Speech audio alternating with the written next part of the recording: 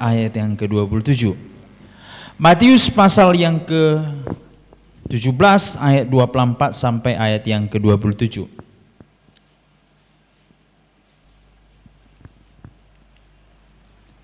Baik, kita baca bersama-sama karena hanya 3 ayat saja. Kita baca bersama-sama. 2 ya. Ketika Yesus dan murid-muridnya tiba di Kapernaum, datanglah pemungut bea Allah kepada Petrus dan berkata, "Apakah gurumu tidak membayar bea 2 dirham itu?" Jawabnya, "Memang membayar." Dan ketika Petrus masuk ke rumah, Yesus mendahuluinya dengan pertanyaan, "Apakah pendapatmu Simon? Dari siapakah raja-raja dunia ini memungut bea dan pajak? Dari rakyatnya atau dari orang asing?" Jawab Petrus, "Dari orang asing." Maka kata Yesus kepadanya, "Jadi bebaslah rakyatnya, tetapi supaya jangan kita menjadi batu sandungan bagi mereka, pergilah memancing ke danau. Dan ikan pertama yang kau pancing, tangkaplah dan bukalah mulutnya. Maka engkau akan menemukan mata uang 4 dirham di dalamnya.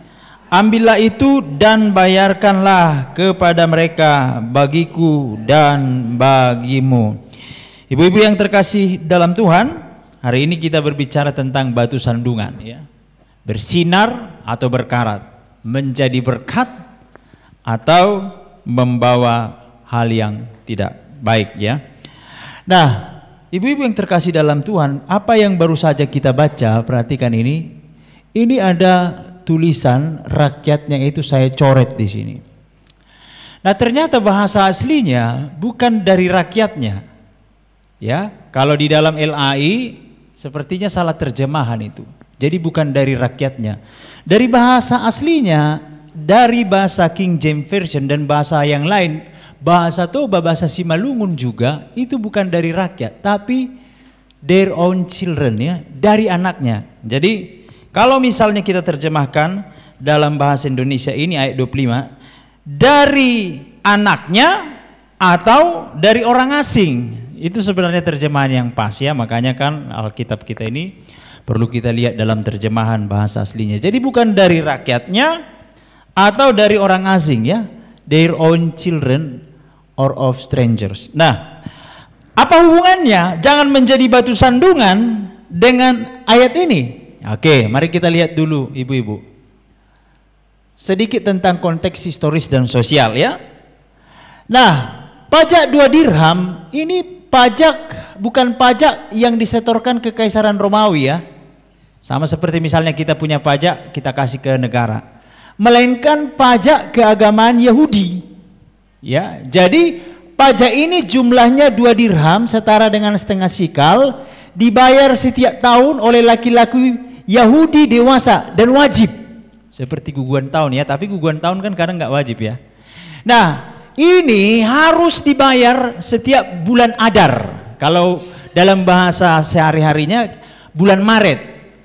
Jadi tanggal 15, ya, tanggal 15 itu sudah diumumkan nanti, bawa-bawa harus dikumpulkan untuk membayar bea masuk bait suci, ya. Jadi setiap tanggal 15 itu nanti sudah dikasih pengumuman, semua orang Yahudi wajib, nggak boleh terkecuali.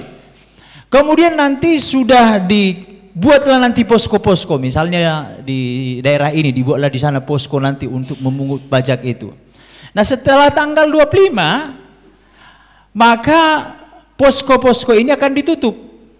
Nah, kalau posko-posko ini sudah ditutup, maka orang Yahudi harus mengantarkannya langsung ke bait suci, ya. Nah, kalau tidak dibayar, itu menurut sejarah itu, ya, semua harta bendanya disita. Jadi bayangkan, hanya karena tidak membayar bea masuk ke bait suci, semua hartanya disita. Jadi orang Yahudi itu takkan mungkin mereka itu tidak mau membayar bea masuk ke bait Allah. Jadi Bapak Ibu, betapa mahalnya sebenarnya menghadap Tuhan, ya. Mahal gitu. Kalau kita lihat nanti di perjanjian lama, kalau menghadap Tuhan nggak boleh tangan kosong, Kalau sekarang ada istilahnya, yang penting hatinya, nggak boleh. Ya, minimal persembahannya. Yang paling miskin pun, ya kayak apa itu ya, janda miskin itu. Walaupun dia miskin, harus kasih persembahan, nggak boleh. Nggak boleh. Itulah Bapak Ibu, saking mahalnya bertemu dengan Tuhan. Ketemu dengan Pak Prabowo aja susah ya. Apalagi dengan ketemu raja segala raja. Inilah. Jadi jangan kita kira gampang bertemu dengan Tuhan. Baik. Nah, ini sudah diatur dalam Keluaran 30 ayat 13 sampai 16. Nah, praktek ini masih berlangsung di masa Yesus. Meskipun bait Allah berada di Yerusalem dan Yesus berada di Kapernaum. Itu sejarahnya. Jadi wajib ya. Nah, kemudian mari kita melihat di sini. Mengapa beralih kepada tidak menjadi batu sandungan? Dalam dialognya dengan Petrus Bapak Ibu ayat 25 dan ayat 26, Yesus menyatakan bahwa anak-anak raja tidak wajib membayar pajak kepada ayah mereka. Perhatikan, Petrus ditanyai oleh Yesus, dia bilang Yesus bilang begini, Petrus, menurut pendapatmu lah, Simon, dari siapakah raja-raja dunia ini memungut bea dan pajak? Dari anaknya, maksudnya anak yang dilahirkannya, atau dari orang asing? Lalu Petrus menjawab, oh iya, dari orang asing lah, masa dari anak-anak raja? Yesus berkata apa? Betul, jadi bebaslah anaknya. Jadi anaknya nggak bayar pajak sama bapaknya, tapi yang bayar pajak kepada raja itu adalah rakyat. Jadi kalau anaknya nggak bayar pajak, sama seperti ibu-ibu lah, opungin lah misalnya. Kalau aku tulang ini, kalau aku pergi ke sana kan beli makan roti ketawa kan masih bayar. Kalau Pak Hopu kayak mana? Sukanya lah di situ dimakaninya sampai habis kan? Masa? Bayar? Nggak ada kayak gitu ya, mana ada gitu. Jadi opungku dulu jualan juga, habis lah apa namanya jualannya kami buat. Nah masa gitu ya? Nah ini Yesus bilang kepada Simon, menurutmu Simon. Nah apa maksud Yesus berkatakan itu? Ini adalah pernyataan implisit yang tidak kelihatan bahwa Yesus sebagai anak Allah itu seharusnya tidak wajib membayar pajak untuk rumah bapaknya. Yesus itu kan anak Allah, masa dia bayar pajak sama Allah bapaknya? Ingat waktu Yesus umur 12 tahun, dia bercakap-cakap dengan orang Farisi di bait Allah, lalu orang tuanya bilang, dari mana aja kau? Yesus bilang apa? Kenapa kau cari? Aku kan harus di rumah bapakku. Dan memang Yesus itu adalah anak Allah. Dan itu adalah rumah bapaknya. Nggak perlu sebenarnya dia bayar pajak. Nah, tetapi namun Yesus tetap memilih untuk membayar agar tidak menjadi batu sandungan. Dipilihnya dibayar. Udahlah. Menunjukkan di sini sikap rendah hati dan penggenapan hukum. Oke, Bapak Ibu, bisa nggak Yesus tidak bayar uang bea masuk? Bisa. Bisa Yesus bayar? Bisa. Nah kalau Yesus nggak bayar, kira-kira jadi batu sandungan nggak? Jadi batu sandungan, orang akan mengatakan Yesus aja nggak bayar. Ada contoh yang akhirnya menolak membayar bea masuk ke dalam bait Allah. Tetapi Yesus melakukan itu dalam hal apa? Kerendahan hati. Bapak Ibu, kita memang dipanggil Tuhan, jangan menjadi batu sandungan. Sering sekali kan, ya kita lah bergumul di gereja kadang ada hal-hal yang menurut kita, aduh ini kayaknya kurang pas. Tetapi kalau misalnya kita agak-agak memberontak misalnya, agak-agak kritis gitu kan. Jadi kadang batu sandungan juga untuk kita melayani di dalam gereja lokal kita masing-masing. Akhirnya dibilang lah memang itu agak lain, apa-apa pun gak bisa katanya. Di satu sisi ada hal-hal yang tidak bertentangan dengan Alkitab, kita harus dengan rendah hati mau melakukan itu. Saya sebenarnya bergumul juga kadang kalau misalnya kemarin itu ya pesta gereja disuruh disuruh lomba, ya lomba lah, ikut Pak Cio katanya. Aduh dalam hati saya, tahu Bapak Ibu kayak orang gila lah aku dibuat di situ.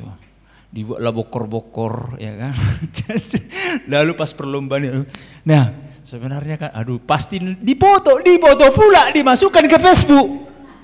Ku tengoklah wajahku, ya aduh nggak apa-apa lah kan gitu. Aku pula disorot. Artinya gini, dia aja mau main lomba seperti ini kan gitu. Nah kenapa saya mau melakukan itu? Saya mau berbaur dengan mereka.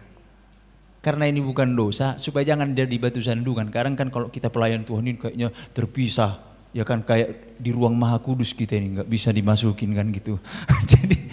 jadi lalu kemudian misalnya Bapak Ibu, kalau misalnya kita mau sama anak muda, ya kebetulan pelayanan saya pemuda dan mahasiswa, memang kadang ya adik-adik itu panggil saya abang misalnya, ya udah nggak apa-apa, supaya lebih terbuka dia kepada saya, nggak apa-apa dipanggil abang. Itu syukurnya kita ya di sini ya, sama Pung Tobing pun panggil abang kan gitu kan. Cuman aku aja yang segan, aku panggil lo opung kan gitu kan. Kenapa dipanggil panggil bang? Memang kadang saya ada pertuturan gitu.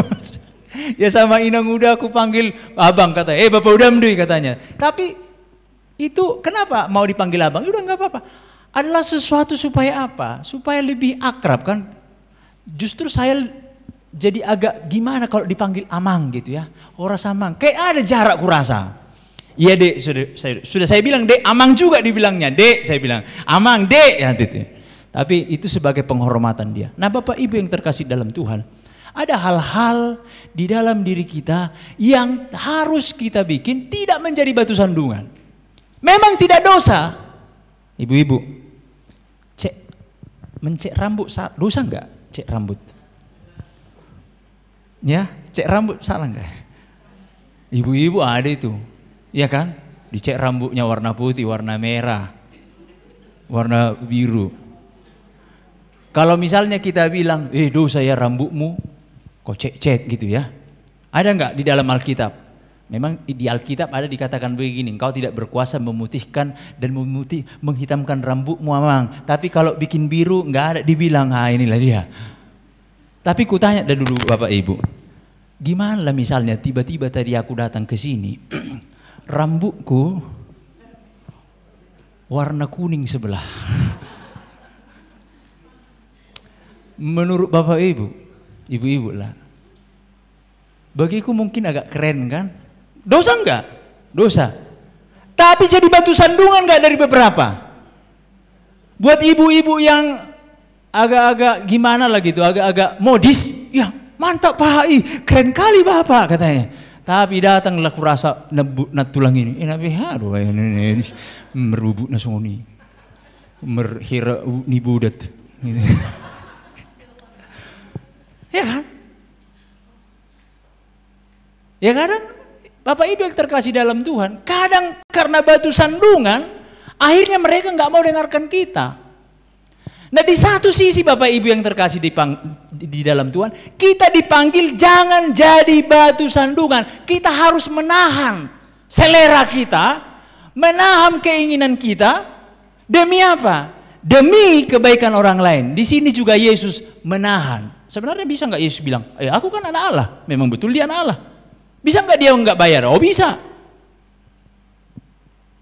Bisa. Tetapi di sini kita diajarkan tidak menjadi batu sandungan. Saudara-saudara, Yesus bersinar nggak di sini? Ketika dia mau merendahkan hati. Tapi ketika pajago-jagohon berkarat nggak kelihatan. Nah di sini dia, Bapak Ibu, kerendahan hati itu bukan sebuah bawaan lahir. Nggak dibawa dari lahir itu. Kerendahan hati itu pilihan. Orang yang rendah hati itu bukan bawaan lahir. Udah nggak bisa lagi aku berubah. Memang sombongnya kami dari opung-opung. Kan ada yang mengatakan begini kan. Jangan kau mau kawin sama itu. Memang dari opung itu sombong terus. Semua sombong. Kota Medan ini pun bisa dibeli itu katanya. Bapak Ibu yang terkasih dalam Tuhan. Kerendahan hati ini berbicara apa? Orang Kristen di sini ya. Bahasa Indonesia. Kerendahan hati berasal dari kata rendah. Rendah dan hati. Yang menunjuk pada sikap batin yang tidak meninggikan diri atau merendahkan orang lain. Dalam bahasa Yunani artinya ini ya, sikap rendah hati, kerendahan hati tidak sombong, menyadari keterbatasan diri di hadapan Allah. Yesus membatasi dirinya karena dia manusia. Dia juga lahir sebagai orang Yahudi, maka dia bersikap sebagai orang Yahudi. Terkadang ini sulit ya bagi anak-anak pejabat ya kan. Bapaknya pejabat ikut-ikutan pejabat. Tuannya pejabat, anjingnya pun ikut pejabat. Ada nggak seperti itu? Ada pernah tentara bilang begini sama saya, Pak katanya, Kalau misalnya Bodat pun bintang 3 dipakaikan baju, kami harus hormat katanya. Ada begitu. Ikut-ikutan. Bapaknya pejabat, istrinya, anaknya ikut-ikutan pejabat. Istrinya ikut-ikutan pejabat juga. Padahal istri pejabatnya sebenarnya kan. Ibu-ibu punya suami pejabat? Punya? Suami punya pejabat, jangan ikut-ikutan. Punya suami sintua, jangan ikut mengatur. Ya jadi jemaat aja. Yesus membatasi dirinya karena dia orang Yahudi, ya maka dia harus ikuti itu, aturan itu. Maka Yesus bisa meletakkan posisinya sebagai apa? Saya yakin di sini ada orang yang lebih pintar dari saya mungkin. S3 ada S3? Ada S3 ya kan? Di dalam jemaat pun begitu Bapak Ibu. Walaupun misalnya yang khotbah itu mungkin di bawah kitanya ilmunya, udah dengarkan aja lah apa yang dibilangi. Mau lari kemana dibuatnya sukanya di situ. Jangan enak banget situ ini. Ya apalagi misalnya seperti saya dosen misalnya kan. Kalau misalnya ada yang khotbah ini udah lari sebenarnya, tapi udah dengarkan aja lah. Minimal yang benar yang dibacakan firman Tuhan. Yang lain itu berlarian. Jangan dibilang begini. Enggak tahu aku apa yang dibilanginya. Ada 2 kemungkinan, memang kita yang nggak bisa nangkap.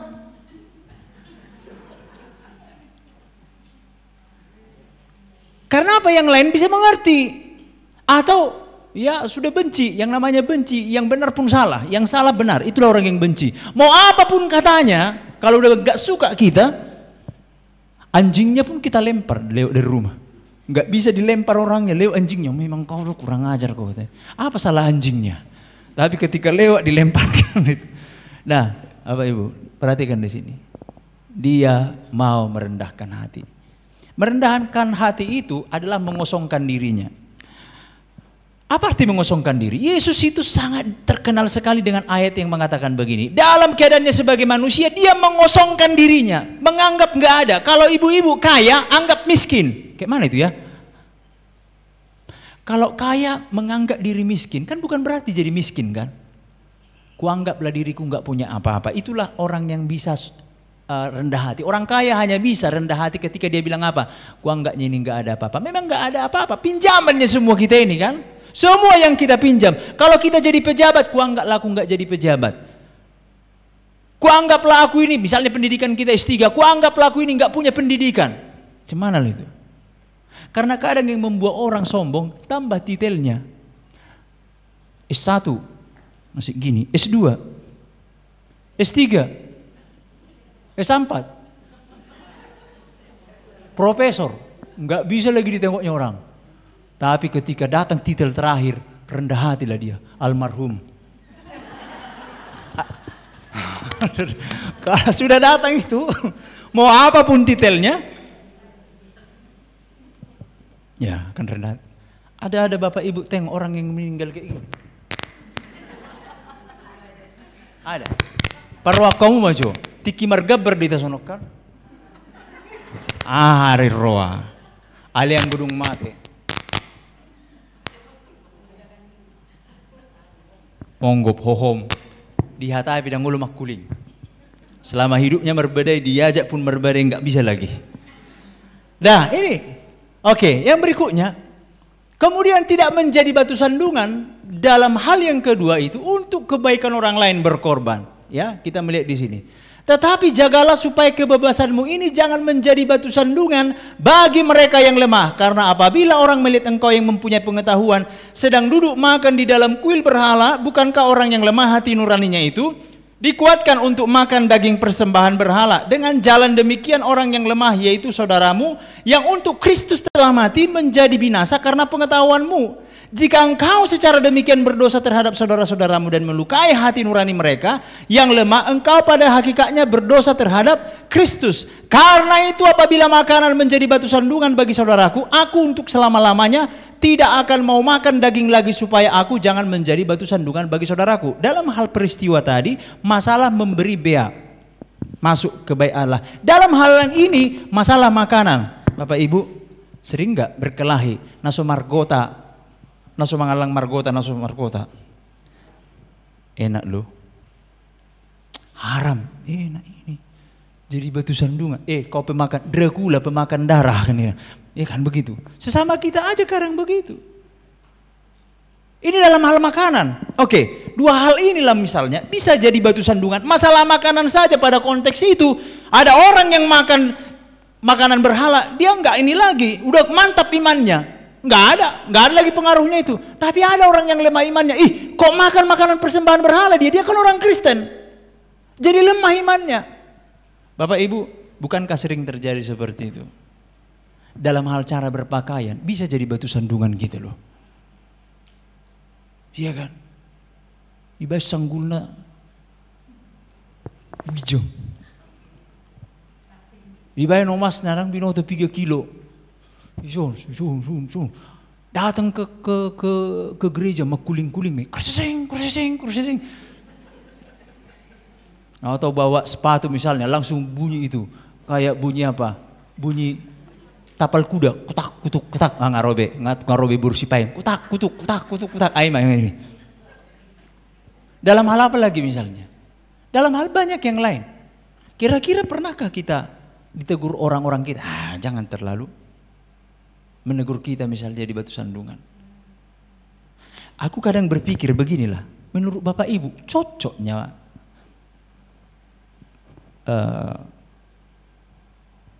berpakaian emas melihat orang mati, meninggal cocok loh.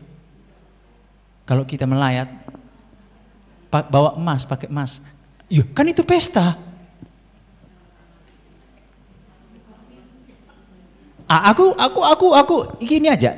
Ini menjadi coba kita pikirkan. Kira-kira cocok nggak ke rumah duka? Tetapi kalau di situ lah. Saya kadang ya udahlah supaya mungkin ketemu mantan dia kali situ, pikir saya.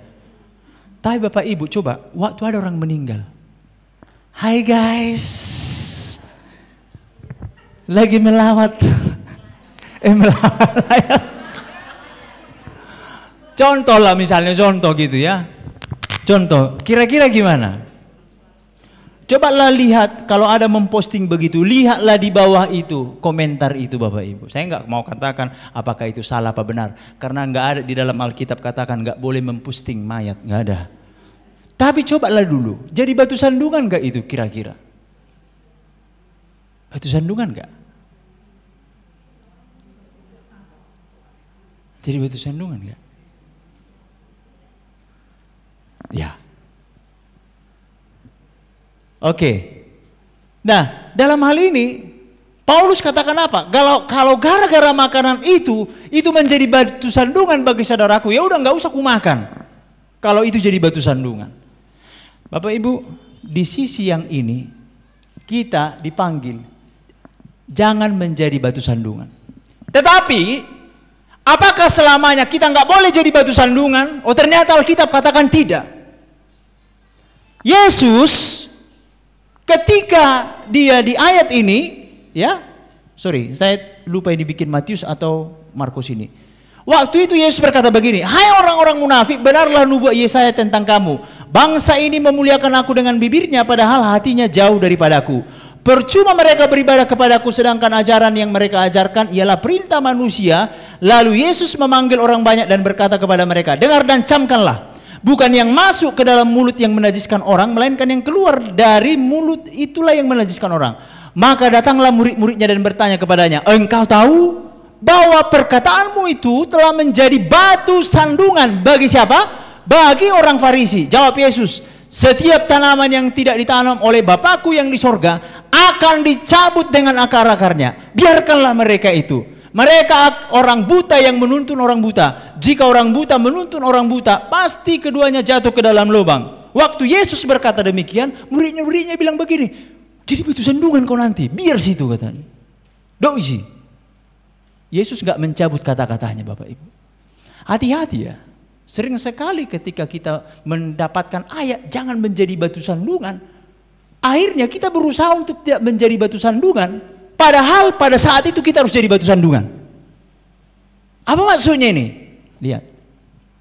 Di dalam Yesaya 8 ayat 14, Yesus yang dinubuatkan di dalam Yesaya ini ya Yesus ini ya, ia akan menjadi tempat kudus, tetapi juga menjadi batu sentuhan sekaligus batu sandungan bagi kedua kaum Israel, menjadi jerat dan perangkap bagi penduduk Yerusalem.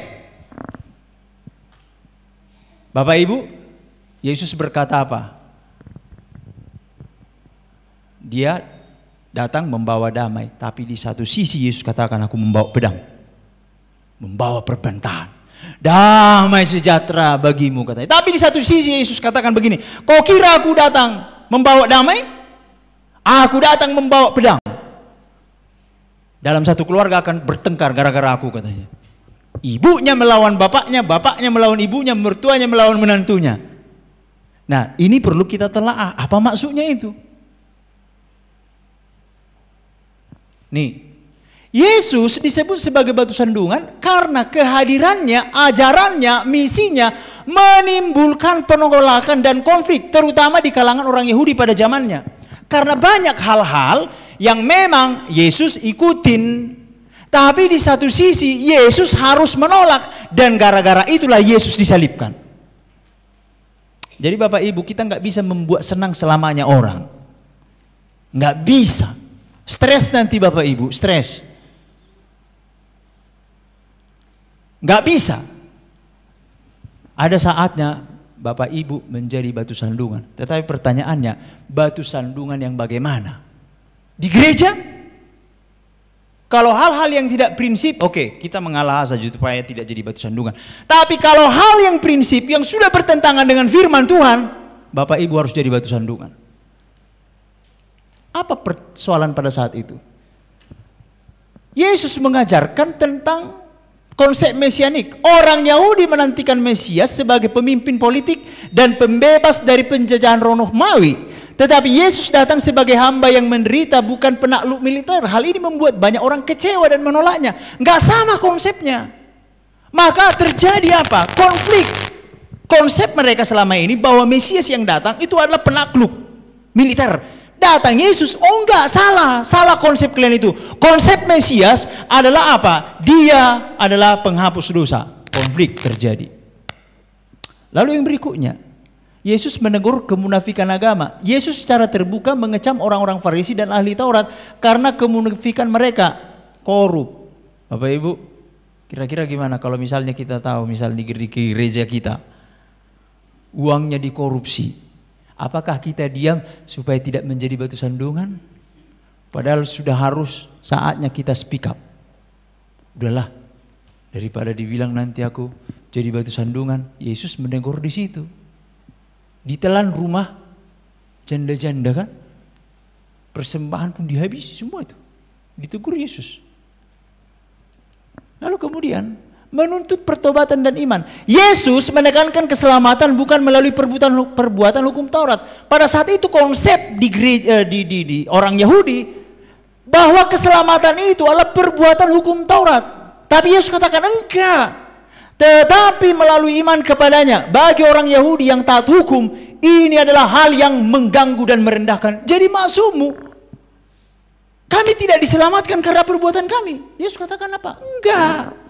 Hukum Taurat itu bukan menyelamatkan, tetapi itu untuk menuntun engkau kepada iman. Hukum Taurat itu fungsinya untuk apa? Supaya kau tahu kau orang berdosa, kau tidak menyombongkan diri, maka kau datang kepada iman. Orang Yahudi nggak terima.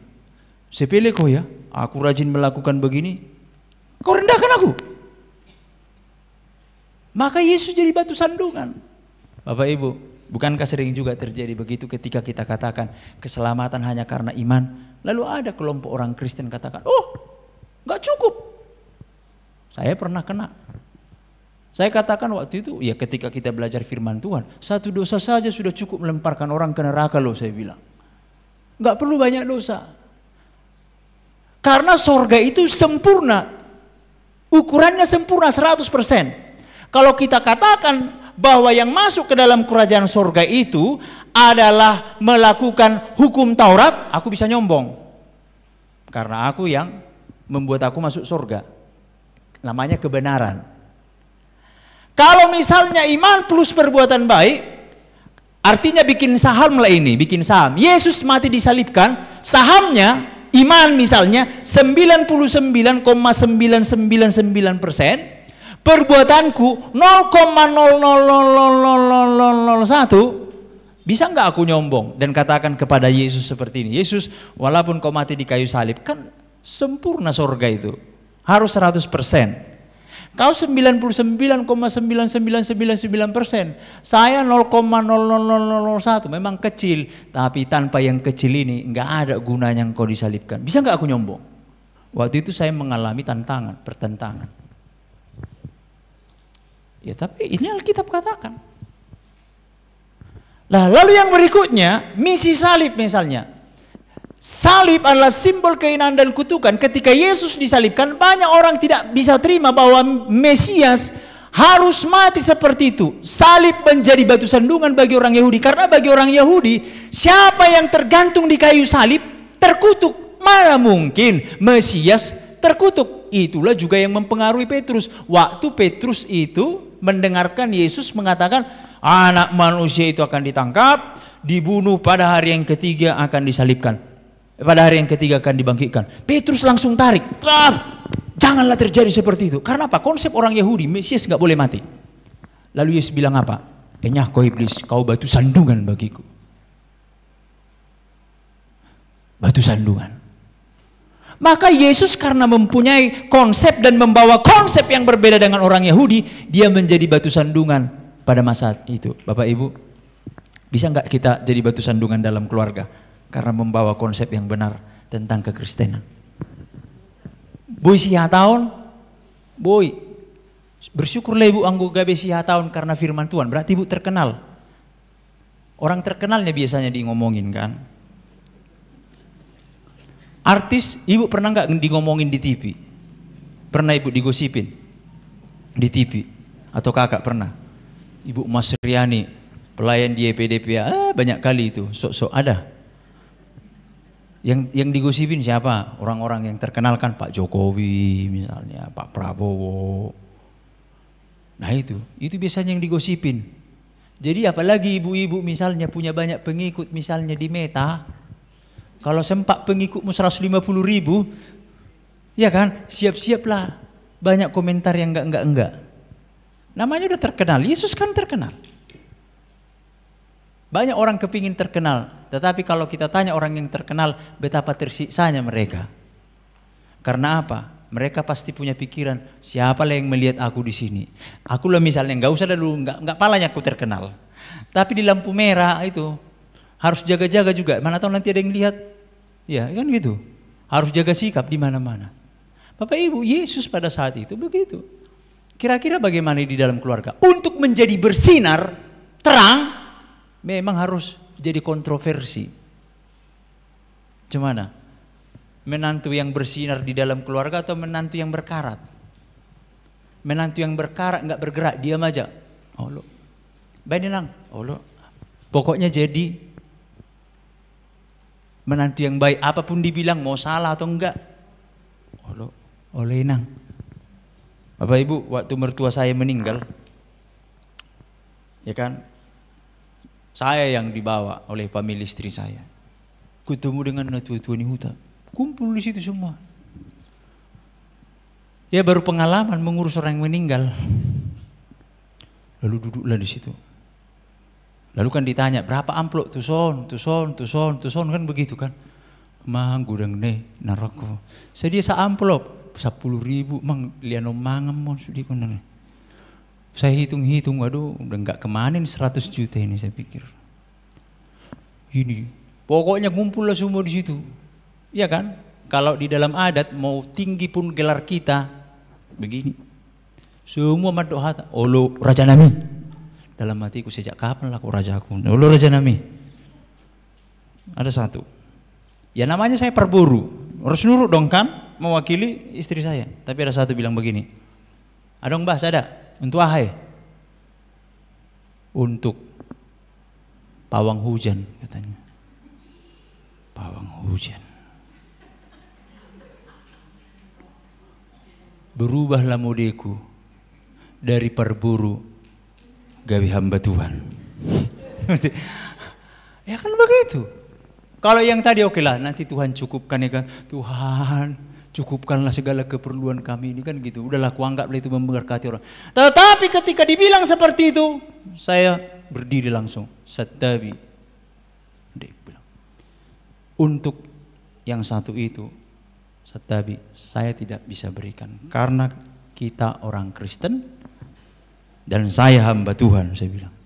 Semua berbisik-bisik di situ.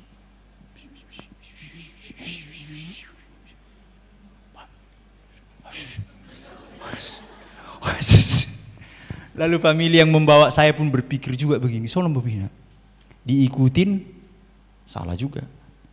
Ini kontra. Terakhir dia bilang, itu memang kita lah Kristen. Dan memang akhirnya nggak dikasih. Ada hal yang pada saat itu terjadi. Saya minta teman-teman saya satu grup doakan seperti ini karena memang daerah itu agak lumayan lah, agak apa namanya di situ. Waktu penguburan itu tiba-tiba gelap ya, udah mulai rintik, belum selesai acara saya berdoa, Tuhan Yesus, saya sudah katakan Tuhan yang melindungi. Udah datang titik-titik gitu. Lalu sampai dikuburkan, sampai ke rumah, setelah sampai di rumah baru hujannya. Saya bilang pada saat itu, waktu saya bilang enggak, ini Tuhan pertaruhan ya. Kan ku bilang ini saya tidak mau lakukan itu karena saya orang Kristen. Batu sandungan enggak? Batu sandungan. Tapi kenapa? Apakah saya mau menyenangkan orang? Ada saatnya kita jangan jadi batu sandungan, tapi harus batu sandungan. Oh iya Pak, karena Bapak kan hamba Tuhan udah ini. Enggak, waktu dulu saya masih lajang pun pernah juga jadi batu sandungan. Wah boy don katanya. Memang gak usah ikut seperti ini, nanti banyak kali cungkur naikmu katanya. Ya, enggak. Harus. Karena Yesus pun harus berdiri di sana. Karena udah enggak benar ini, bahaya ini secara firman Tuhan. Maka Yesus memanggil kita, jadilah garam dan terang. Memang awal-awalnya jadi batu sandungan, tapi lama-lama gak bisa sukunun. Itu biasanya. Ate, waduh, salah dong. Walaupun agak mengejekkan, tapi rupanya mereka butuh pendapat kita. Oh enggak, oke jalan. Aman dong kan? Aman, oke. Nasi payung, aman. Nanti. Begitu Bapak Ibu. Tetapi kita minta hikmatlah dari Tuhan. Apalagi misalnya kalau misalnya mertua ngomong sama menantu misalnya kan, harus taat kan? Kalau misalnya disuruh, Jo, itu dia, itu pengobati. Oh itu dokter dia. Nah itu satu pengobati gitu ya. Kira-kira gimana? Nah, ini kadang kan, saya kalau misalnya melayani ada orang-orang yang terlibat kuasa gelap, mereka udah tahu kebenaran. Tapi karena mertuanya, itulah dulu, tahunya aku salah bang katanya. Kenapa? Tapi tahulah menantu ini bang, apa ini menantu ini harus turut. Jadi pas lahir bikin ini, harus dibikin ini, bikin ini. Kira-kira kayak mana? Tersiksa juga dia. Disitulah kita mau nggak mau harus jadi batu sandungan. Tetapi harus berhikmat menjawabnya. Oke. Nang habis dong. Hatuk mai habis. Oke. Kok kayaknya terhapus ini, ada slide yang enggak di sini ya.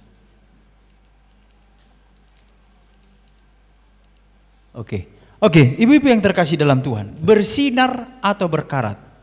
Ibu-ibu tahu matahari? Matahari? Mau nggak ibu melihat matahari? Mau? Jangan ibu, jangan pernah lihat matahari, karena akan membuat ibu menderita. Iya kan? Matahari itu bisa membuat mata ibu rusak kalau ibu lihat. Tetapi matahari membawa kehidupan. Tanpa matahari nggak ada kehidupan. Kita dipanggil seperti itu juga. Bersinar. Kita memang menjadi batu sandungan kadang, tapi menyelamatkan mereka. Kita menyatakan kebenaran supaya mereka hidup. Jangan berkarat. Berkarat, tidak melakukan apapun. Akhirnya apa Bapak Ibu? Tahu kebenaran nggak dilakukan. Maka Alkitab katakan apa? Berbahagialah orang yang mendengarkan firman Tuhan dan melakukannya. Coba Coba lihat dulu refleksi di dalam kehidupan kita. Suami kita misalnya, anak-anak kita. Bisa nggak terjadi kadang konflik? Bisa. Kalau itu kita lihat tidak prinsipil ya, oke lah, mungkin kita harus belajar berkorban demi kebaikannya. Tapi kalau misalnya sudah nggak benar misalnya, udah nggak benar, bisakah kita menjadi bersinar di situ? Atau kita diam saja? Nah penting masuk hepeng, nggak tahu kita uang dari mana itu, uang hasil korupsi atau uang bagaimana? Puji Tuhan, haleluya, berkarat lah ya kan. Tetapi apakah kita bisa memegang kebenaran itu? Kiranya firman Tuhan ini menolong kita.